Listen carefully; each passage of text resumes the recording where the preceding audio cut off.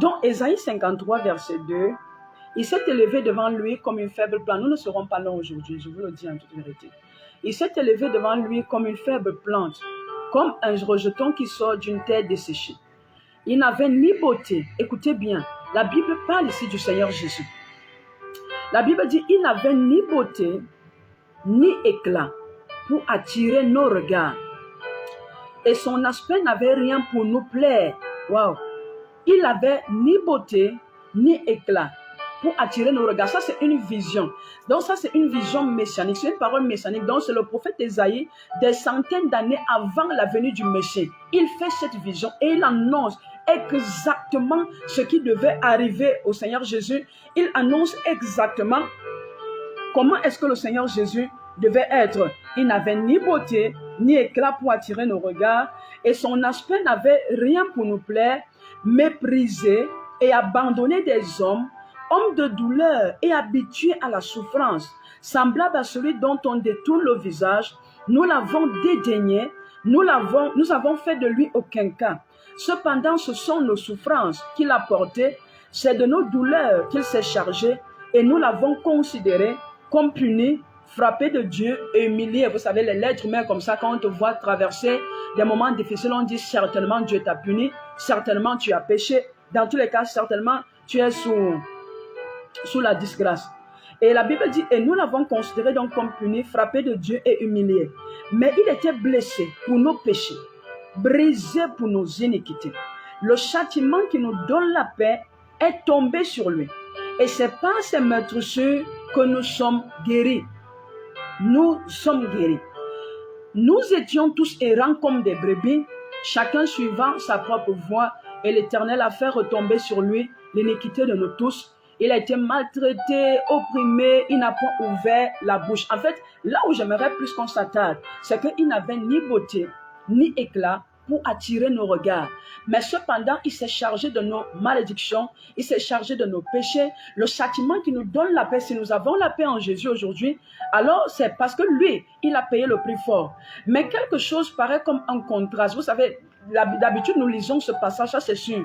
Mais il y a des périodes où le Seigneur t'amène à insister sur une portion d'écriture. Et lorsque c'est le cas, ça veut dire il veut, si tu es enfant de Dieu, il veut que tu partages cela, que tu l'appliques à ta propre vie et que d'autres également puissent en bénéficier. En tant que serviteur de Dieu, servant de Dieu, en tant que prédicateur, le Seigneur voudrait que nous puissions l'appliquer à notre vie, parce que les choses généralement que le Seigneur nous donne, c'est pas seulement pour nous-mêmes en tant que serviteurs de Dieu, mais c'est pour son peuple, c'est pour ses enfants. Ça veut dire qu'il y a une saison que le Seigneur veut libérer dans la vie des uns et des autres, mais le Seigneur voudrait que nous soyons attentifs. Marie-André et Rapa également, bonjour. L'île de la Réunion, bienvenue. Donc le Seigneur voudrait que nous puissions ouvrir les yeux davantage et que nous puissions davantage marcher par le Saint-Esprit. Et qui dit Saint-Esprit, dit esprit de discernement, dit esprit de révélation. Parce que sans Saint-Esprit, ce qui est là, nous allons voir les choses sans les voir. Sans Saint-Esprit, nous allons accepter n'importe quoi. Sans Saint-Esprit, sans discernement, nous allons parfois rejeter les choses que nous ne devrions même pas rejeter, les choses que Dieu a faites pour notre bien, les choses que Dieu a envoyées pour notre bonheur. Et lorsque nous étudions dans ce passage, nous la comparons vraiment à la vie du Seigneur Jésus et nous voyons ce que Christ a vécu et nous convenons que ce passage décrit à merveille la réalité de Christ sur la terre. Lorsque Jésus vient, on se souvient, lorsque nous allons dans le livre le livre de Jean 1, la Bible dit qu'au commencement était la parole. Donc Jésus, nous savons, il était dès le commencement. La parole s'est faite chair et elle est venue habiter parmi les siens. Parmi les siens l'ont rejeté. Lorsque vous regardez la vie du Seigneur Jésus, vous allez voir que ses propres frères, sa propre famille, ceux qui devraient même croire en lui, l'avaient rejeté. Et c'est pour ça que cette grâce nous a été faite. La Bible dit que, mais à ceux qui l'ont reçu, cette parole a donné le pouvoir ou le droit de devenir enfants de Dieu, lesquels sont nés non selon la volonté d'un homme ou la volonté de la chair et du sang, mais selon la volonté de Dieu. C'est pour ça que je disais ici dernièrement, tout le monde peut se proclamer être enfant de Dieu, mais tout le monde n'est pas enfant de Dieu. C'est ceux qui reçoivent Jésus qui sont véritablement, qui deviennent, qui reçoivent le pouvoir d'être enfants de Dieu. Parce que justement, c'est un pouvoir. Accepter Jésus dans ta vie te donne un pouvoir. Cela te donne une autorité. Cela te confère un statut. Tu n'es plus la même personne. Dieu te prend du bas que tu étais et il te place dans les hauteurs. Bienvenue à Maman Joya ce matin. Vous comprenez? Donc, et la Bible dit donc ceci. Jésus, et je crois que Dieu l'a fait exprès. Vous savez, les bonnes choses, parfois, ne sont pas, c'est pas écrit là que c'est moi qui viens pour ta bénédiction, c'est moi, est-ce que tu m'as vu? Tout comme l'ennemi, ce n'est jamais écrit là que je suis le diable. Donc les bonnes choses viennent parfois emballées sous des apparences bizarres. Lorsque parfois les bonnes choses ont un papier cadeau parfois bizarre. Ça peut être froissé, mais le tout n'est pas de regarder à l'emballage, mais regarde à l'intérieur. C'est Jésus dont la Bible parle. Parle comme d'une personne qui n'avait pas de beauté. Ça veut dire que le Seigneur Jésus, par contre, lorsque vous regardez d'autres personnes, un peu comme les Saül, un peu comme les Rebecca, la Bible dit elle était belle de figure, il était beau de visage. Mais en ce qui concerne le Seigneur Jésus, la Bible ne l'a jamais dit. Donc le Seigneur Jésus passait inaperçu. Il pouvait passer inaperçu. Donc, déjà, il ne sortait pas d'une grande famille. Et deux, déjà, il n'avait pas, on ne pouvait pas dire il était peut-être baraqué comme les gens aiment pour qu'on voit que tu as le charisme. Donc, il faut qu'on voit comment tu as déjà la taille, tu es lancé, pourquoi pas tu es même arqué, pourquoi pas tu as les plaquettes de chocolat. Dans tous les cas, c'est ce que nous, en tant qu'humains, nous décrivons comme une personne qui a de la personnalité, qui a de l'autorité, qui a du charisme. Et surtout, si tu sens encore d'une bonne famille, alléluia. Alors c'est tout ce dont nous avions besoin. Mais vous allez voir que le Seigneur, notre Dieu, a privé Christ de ces choses dans son humanité. Et c'est pour ça que la Bible dit que de riche qu'il était, il s'est appauvri pour que nous héritions de la richesse. La Bible dit que de riche qu'il était, il a pris notre pauvreté. Donc, tout ce qu'il pouvait avoir, il l'a déposé. Il a eu cette apparence exprès. Donc, c'est normal si nous avons une apparence qui est glorieuse. C'est normal si nous sommes riches. Parce que c'est pour cela que Christ, il est mort. Il a renoncé à toutes ces choses pour que nous puissions les avoir. Il a renoncé à la vie. Il est mort pour que nous ayons la vie. Nous ayons la vie. Il a dit, je suis la résurrection. Celui qui croit en moi vivra. Et lorsque nous lisons dans le livre de Luc 17, il dit, celui qui voudra sauver sa vie, la perdra. Donc, ça veut dire que Jésus a tout fait pour que ceux qui l'accepteraient soient dans de meilleures et dans de bonnes conditions. Jusqu'à même l'autorité, il a dit, si vous croyez en moi, vous ferez des choses plus grandes que celles que je suis en train de faire. Mais à son époque, et même jusqu'à présent, est-ce que les gens l'ont reconnu comme tel? On a dit d'ailleurs, est-ce que ce n'est pas Jésus, fils de Joseph, le charpentier? Est-ce que le Messie peut vraiment naître d'une famille comme celle de Joseph? Ça veut dire une famille pauvre. Bien-aimé, ne regardez jamais aux apparences des gens. Je me rappelle il y a quelques années aujourd'hui, j'avais vu un papa, il était bizarre. Il était même en fait à la limite sale. Il avait la quête là, les babouches comme on l'appelle chez nous. Il était bizarre. Et puis, pendant que je l'ai regardé, et puis la voix de l'esprit m'a été adressée. Tu vois cet homme, le Seigneur l'aime tellement. Le Seigneur l'aime tellement. Dieu a tellement déposé en lui. Bien aimé, le Seigneur peut déposer en vous des choses que vous-même, vous ne connaissez pas. Le Seigneur dépose à des personnes des choses qui sont vraiment grandes. Parfois, ces personnes même ne connaissent pas. Mais cependant, il y a des gens que le Seigneur aime tellement. Mais il peut vous laisser, soit c'est vous-même votre ignorance, ou bien c'est lui-même. Il peut vous laisser vivre parfois dans des conditions qu'on peut appeler précaire.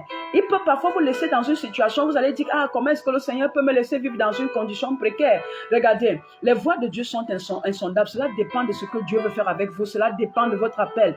La Bible dit par exemple que Paul manifestait une grande onction, mais cependant Paul avait une écharpe. La Bible dit que, il s'appelle comment? Le prophète Élisée, il est mort de la maladie dont il souffrait. Mais cependant, il opérait de grands miracles. Alors vous allez dire que non. Par exemple, nous aujourd'hui, tu vas dire non. Comment est-ce qu'un homme de Dieu peut être malade? Comment est-ce qu'un homme de Dieu peut être pauvre? Comment est-ce qu'un homme de Dieu peut ne pas avoir ci, peut ne pas avoir ça? Cela dépend de Dieu. Alors, les conditions de nos vies, c'est pas seulement le diable, non. Mais il y a des choses, il y a des gens, Dieu peut te priver, Dieu peut te conduire dans une voie tout simplement par sa souveraineté, peut-être il voit que s'il te donne certaines choses sur la terre, tu vas te détourner. Il préfère te laisser dans cette condition. Ou bien alors il t'a donné ces choses et maintenant toi, parce que tu ne montes pas, tu n'arrives pas à prendre possession de ce que Dieu t'a donné. Regardez, la Bible dit que l'apôtre Paul connaissait la parole et il priait Dieu, disait Seigneur, guéris-moi. Et Dieu n'a pas accepté de le guérir, il lui a dit ma grâce te suffit. Donc il y a des gens, vous connaissez même Dieu, vous connaissez sa parole, mais vous demandez, mais il dit je ne donnerai pas. Mais pourtant c'est lui qui dit demandez et je vous donnerai. C'est lui qui dit cherchez et l'on vous donnera. Donc vous voyez, il y a des contrastes dans la marche avec Dieu et si vous comprenez cela, la frustration ne sera plus votre partage. Alors qu'est-ce que je veux dire à quelqu'un? En ce mois de février, fais attention. En fait, comment tu juges? Donc, j'étais en train de parler un peu de ce papa-là. Et le Seigneur m'a dit, tu as vu cet homme-ci? Je l'aime beaucoup. Et c'est à partir de ce moment, je vous le dis en toute vérité, que j'ai commencé à regarder les gens, pas par ce qu'ils portent, pas par ce qu'ils... pas parce qu'ils sont physiquement, mais à chaque fois que je regarde quelqu'un, je sonde l'Esprit de Dieu. Seigneur, qui est cette personne? Qu'est-ce qu'elle représente? Et si vous le faites, alors cela fera que vous ne passerez pas à côté de votre bénédiction. Vous ne passerez pas à côté des personnes que Dieu a mandatées pour votre salut. Et ce qu'il a, alors, vous ne passerez pas à côté de ce que Dieu a prévu pour vous. Souvenez-vous, la Bible dit, tu ne perdras pas ta faute l'héritage que je t'avais donné. Il y a des gens, notre héritage se trouve entre les mains. Dans tous les cas, la plupart du temps, c'est comme ça. Dieu mettra toujours ce qu'il veut te donner ou bien ce qu'il veut faire avec toi. Il peut le déposer entre les mains d'une autre personne pour qu'il y ait transmission. Donc, que ce soit spirituellement, que ce soit physiquement. Maintenant, si toi, tu ne sais pas reconnaître, ou bien si deux, tu ne sais pas écouter, tu vas passer à côté. Tu vas voir une personne, tu vas négliger, tu vas dire que mais est-ce que c'est vraiment... la femme, c'est que Dieu veut utiliser. Est-ce que vraiment c'est cet homme? Est-ce que c'est cet enfant que Dieu veut utiliser? Non, pas du tout. J'ai tenu une réunion hier avec les mamans et je leur disais ceci. Lorsque Dieu, par exemple, fait de toi un berger, lorsque Dieu t'appelle, que tu sois son serviteur, ta servante, ce qui est là, il te donne l'onction nécessaire pour manager et pour guider son peuple. Et lorsque et te donne même la sagesse, si tu es disposé, il te donnera la sagesse nécessaire. Dieu ne peut pas faire de toi un leader et il ne met pas à ta disposition tout ce dont tu as besoin, sauf si tes yeux sont fermés ou tu ne lui demandes pas parce que Dieu aime que nous soyons dépendants à lui. Alors c'est pour ça que vous allez par exemple voir dans notre assemblée ou bien nous parlons à des personnes qui sont élevées en âge, des personnes même qui pouvaient nous enfanter physiquement parlant. Mais cependant, il a plu à Dieu. Il a plu à Dieu de nous donner ou bien de placer ces personnes sous notre autorité. Maintenant, si ces personnes ne comprennent pas que non, je pouvais peut-être enfanter telle, mais cependant, elle est la personne ou bien il est la personne que Dieu a mandatée pour ma destinée, il est l'ange que Dieu a mandaté pour ma vie, alors vous passerez à côté et c'est la raison pour laquelle même beaucoup d'enfants de Dieu passent à côté, même dans l'église. Ah, mais ça, c'est un pasteur, c'est un enfant, mais c'est encore jeune, c'est une jeune, cette pasteur. Et puis, je pouvais l'épouser, je pouvais la coucher, je pouvais, vous voyez. Donc, vraiment, il n'a même pas l'âge de mon premier fils ou bien de mon dernier petit-fils. Mais ça, c'est pas important. Donc, ne regardez pas aux apparences. Et cela passe également, même dans tous les cas, même avec le mariage. Vous allez voir que quelqu'un, parce qu'il a regardé à l'apparence de quelqu'un, dit, ah, ça, c'est pas mon goût, ça, c'est pas ma qualité, c'est pas le genre que je voulais. Et avec ça, tu passes à côté. Je vous le dis en toute vérité. J'ai découvert que Dieu, il y a des choses, des bonnes choses. Si Jésus est venu sur un emballage bizarre, ça veut dire qu'il y a des choses, il y a des gens, il y a des bénédictions qui viennent sous des emballages bizarres. Il fallait avoir la révélation. C'est pour ça que Jésus, merci Saint-Esprit, va poser la question un jour à ses disciples. Moi, le Fils de l'homme, qui dit-on que je suis? Et puis les gens vont dire ci, les gens vont dire ça. Et puis Simon-Pierre va dire, tu es le Christ. Tu es le Christ. Et il va dire à Pierre, ce n'est ni la chair ni le sang. Donc il fallait avoir la révélation pour connaître qui était vraiment Jésus. Est-ce que tu as la révélation de qui est devant toi? Est-ce que tu as la révélation de qui est à côté de toi? Est-ce que tu as la révélation vraiment de qui est ton patron? Est-ce que tu as la révélation de qui est ton épouse ou de ton époux? Est-ce que tu as la révélation de la personne que tu veux épouser ou que tu dois épouser? Est-ce que tu as sa révélation? Parce que sinon, beaucoup de personnes sont passées à côté. Non, il n'a pas la taille qu'il faut. Elle n'a pas la taille qu'il faut. Non, vraiment, c'est moi, je ne voulais pas épouser quelqu'un de cet âge. Moi, je ne voulais pas épouser quelqu'un avec les yeux bleus, avec les yeux marrons, avec ceci, avec cela. Vous savez, toutes ces choses, c'est des futilités, bien-aimés. Toutes ces choses, c'est des futilités. Regardez Jésus, mais en lui, il y avait le mandat divin.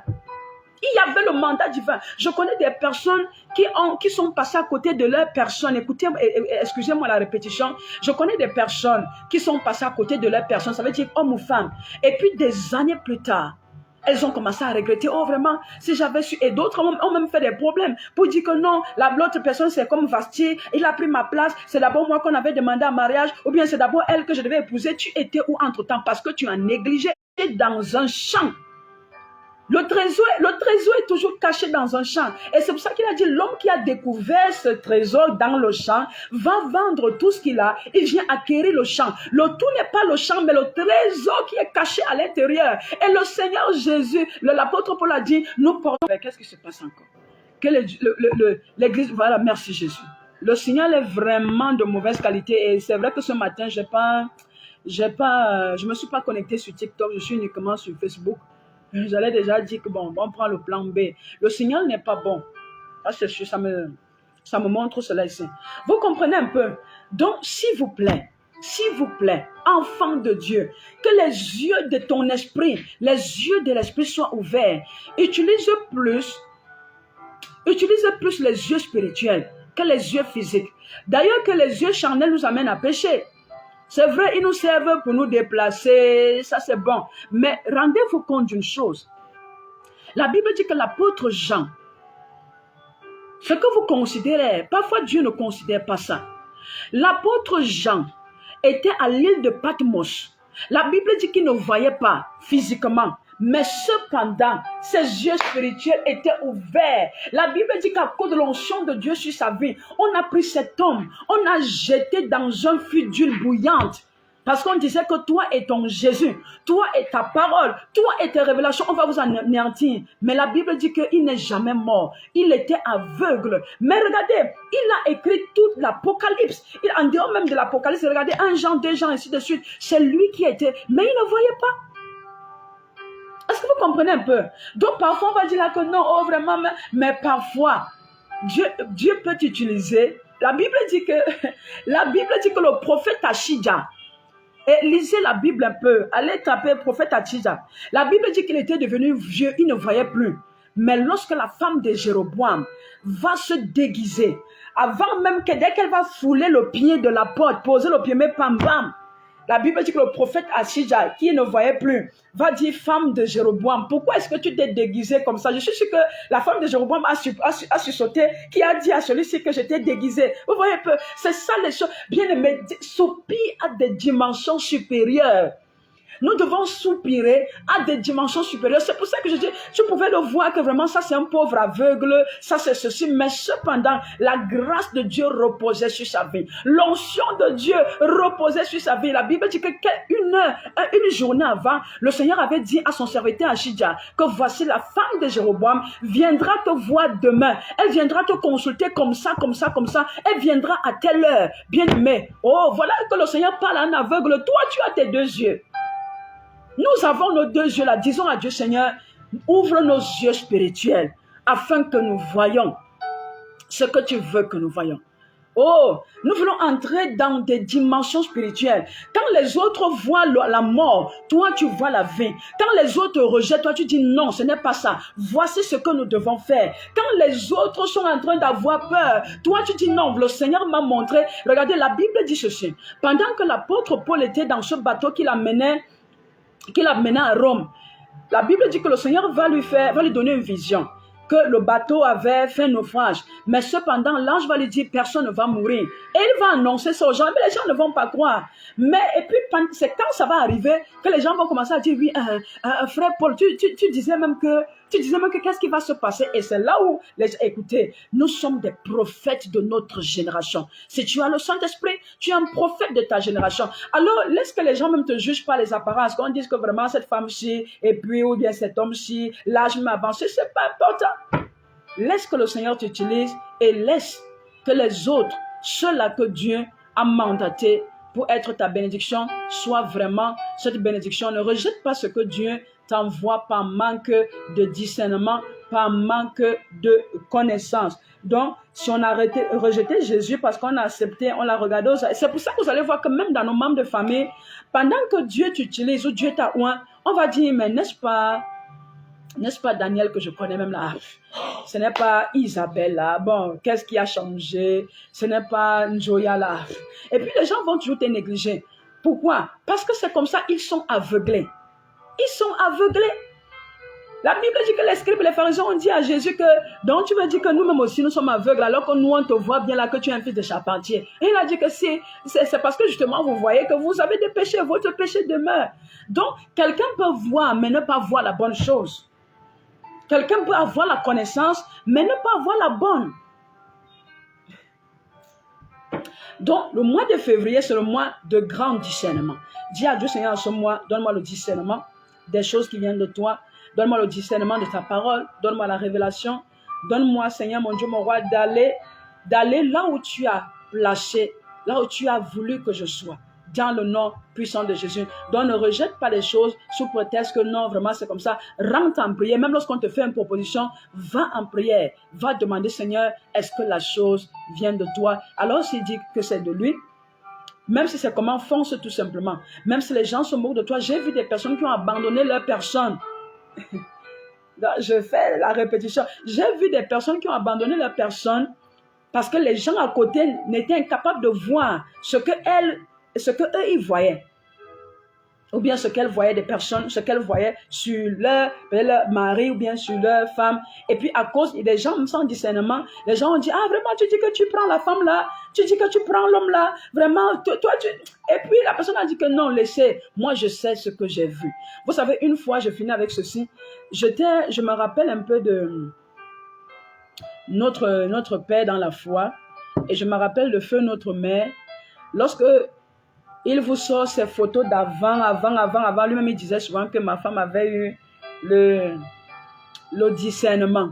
Lorsqu'il te sort ces photos d'avant, tu vois que le prophète d'aujourd'hui, c'était vraiment compliqué.